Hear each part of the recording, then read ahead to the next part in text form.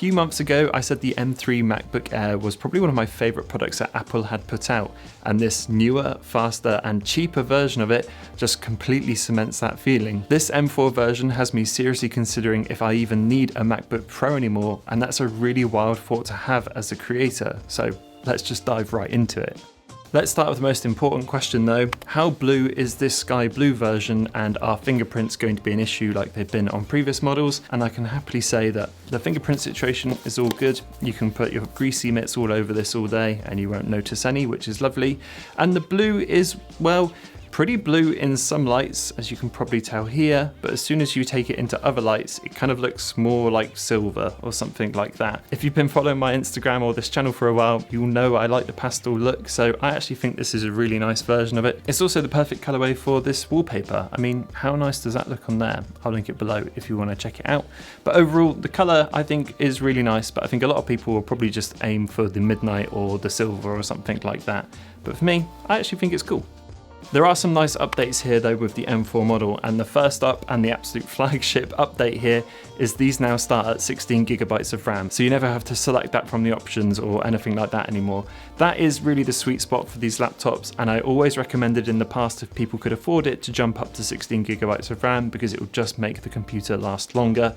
And the fact that that's here as standard is a wonderful upgrade to have. Well done Apple for finally getting there. And if that wasn't enough, it's also now cheaper too. This is £100 cheaper than it was before, and it's better pretty much in every single way. And if you think about it, on the M3 you used to pay an extra £200 to update it to 16 gigabytes of RAM. So in a way, this is effectively, £200 to £300 cheaper than it was before for the same level of Mac that you're getting.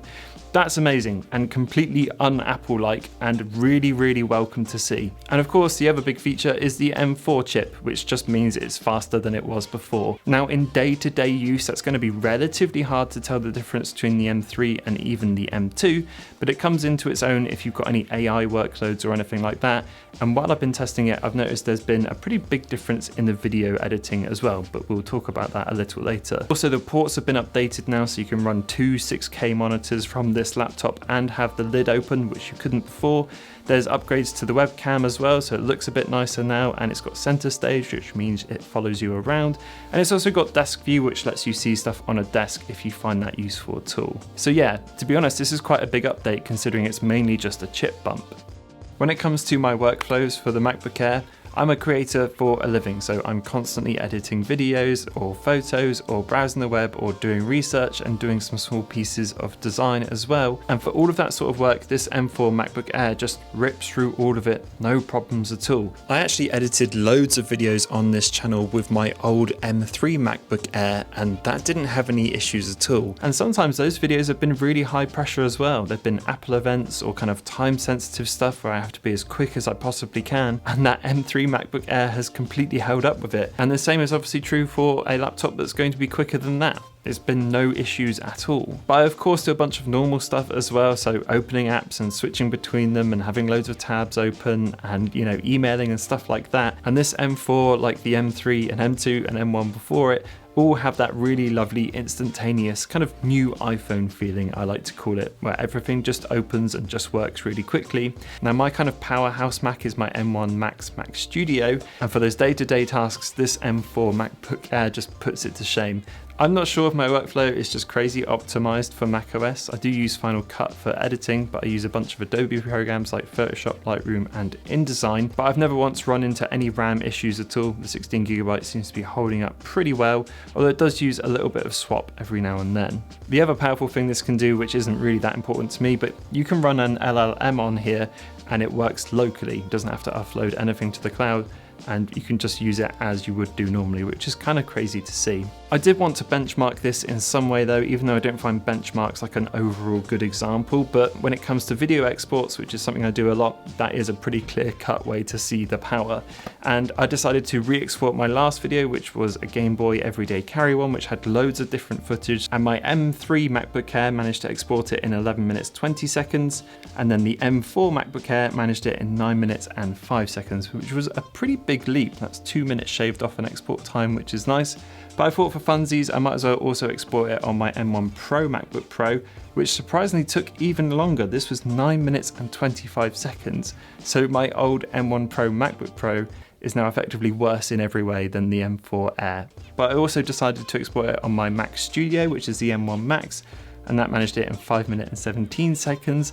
And also right now, I still have access to an M4 Max MacBook Pro, and that did it in 4 minutes and 30 seconds, which just kind of goes to show that the Max chips really are the ones to go for if you need that sustained performance or anything like that. But yeah, the M4 is actually a pretty big jump over the M3 chip, which was really nice to see.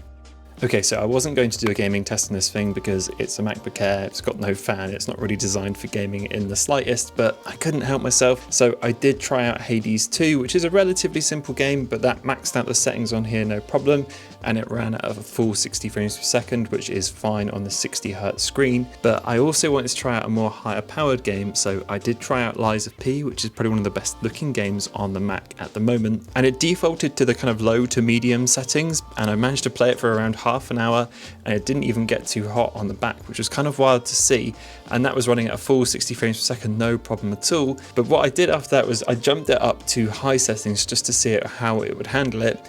And that ran at 60 frames per second as well, with no issues either. However, it did get hot a lot quicker, so I don't think it could keep this up for too long. But the fact that it can even do that is just wild, and once again kind of shows how good that M4 chip really is in here. So yeah, for those kind of more basic and kind of simple-ish games, absolutely fine. For the bigger titles, it looks like you can run them on low to medium kind of okay. But anything over that, I mean, the MacBook Air is just really not designed for it. But still really cool that it can even do it.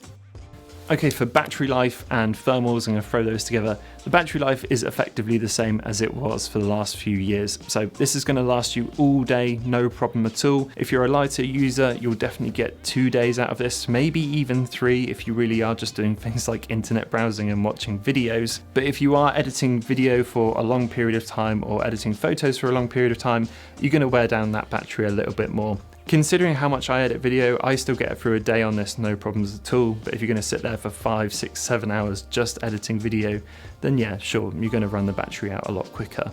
When it comes to thermals, obviously this has no fan, so while it runs silent, it will mean it will just heat up to kind of dissipate the heat through the back.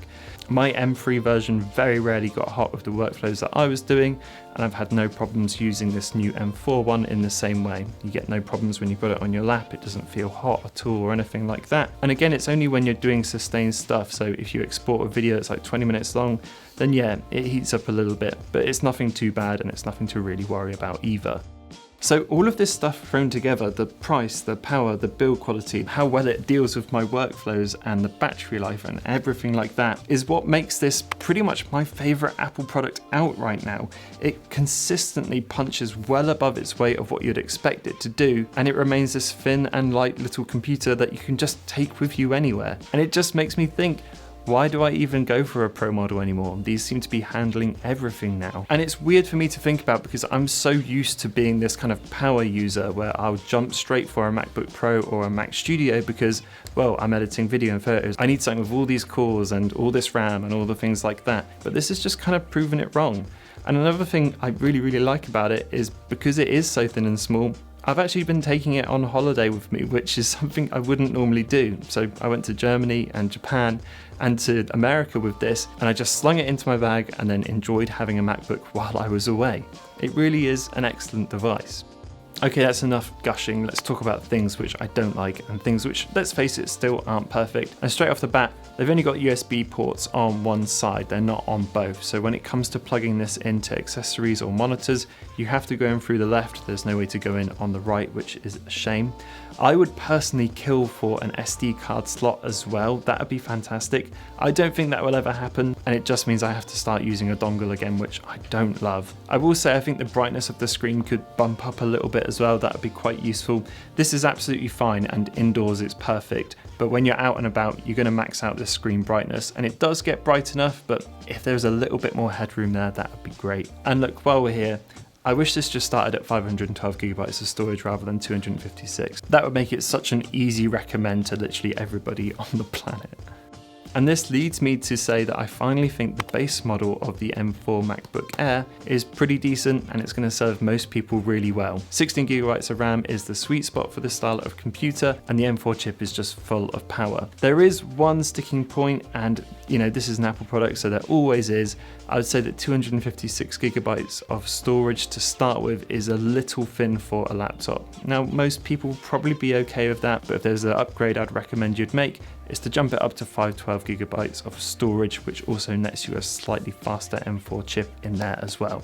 I think that's absolutely worth it, even at £200 extra. If you already own an M series MacBook though, I don't think it's worth upgrading from the M2 or M3 chip unless you're running into any kind of very specific issues, maybe of RAM or anything like that. But if you have the older design M1 MacBook Air, then this is a fantastic time to jump up. You're just gonna get so much for your money of this M4 and the new design and everything like that, and it will just last for ages too.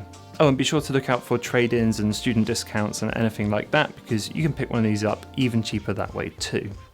I absolutely love this laptop. I think I made that pretty clear, and if your workflows are anything like mine, then you're going to have a really similar experience to me.